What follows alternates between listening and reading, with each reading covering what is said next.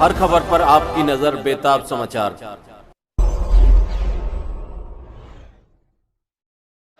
لاکھوں آدمی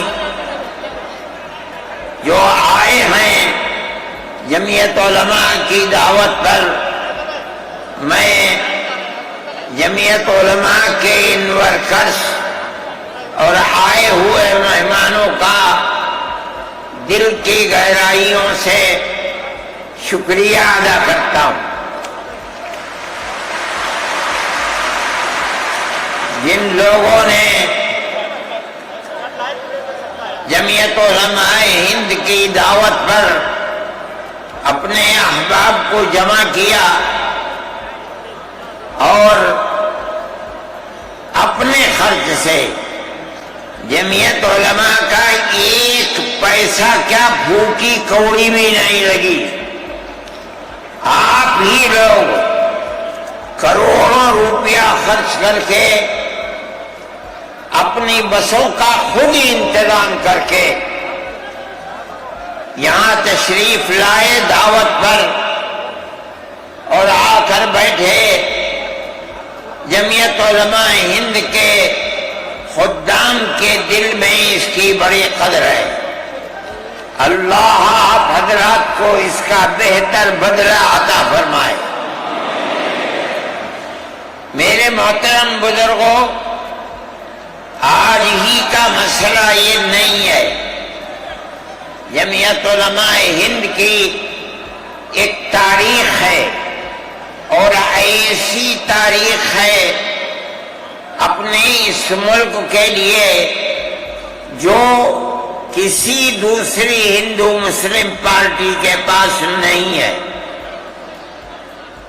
علماء نے اس ملک کی آزادی کے لیے اگر آپ ان کی تاریخ کو پڑھیں گے تو آپ کو اندازہ ہوگا کہ ان کی اس ملک کی آزادی کے لیے قربانیاں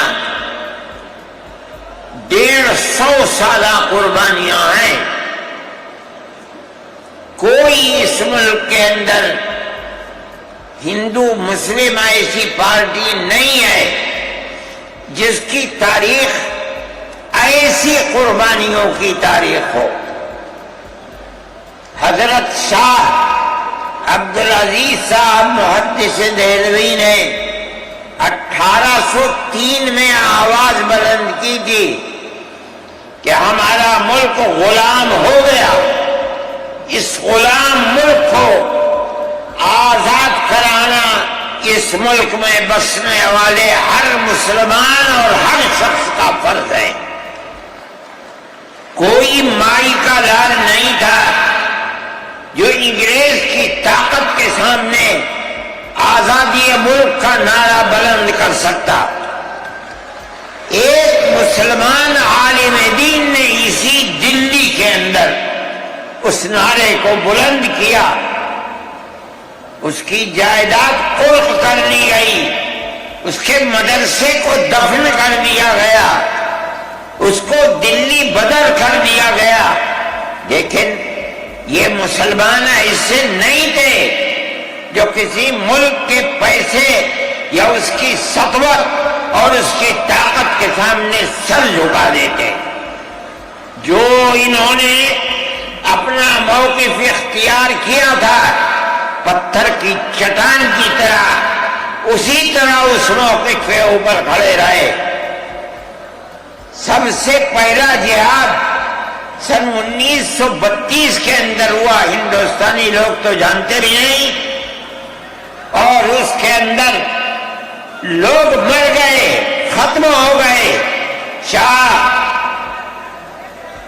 عبدالعزیز صاحب کے رشتے کے، ان کے قریب، ان کے اولاد میں شاہ اسماعیل شہید اور رائے بریلی کے شاہ احمد شہید، دونوں کے دونوں ختم ہو گئے، شہید ہو گئے بالا کوٹ کے میدان میں، لیکن پیچھے نہیں ہٹے۔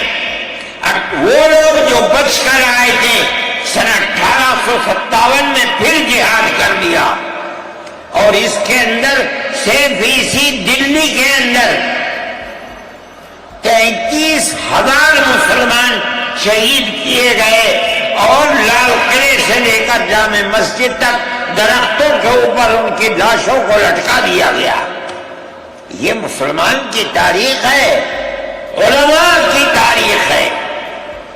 بتائیں کون ہے جس کی زندگی کے اندر یہ تاریخ مل سکتی ہے؟ میں کہتا ہوں، لاکھوں آدمی کے سامنے کہتا ہوں، کوئی مائی کا لال ہے جس نے اس ملک کی اس طرح خدمت کی ہو جس طرح مسلمان علماء نے خدمت کی ہے؟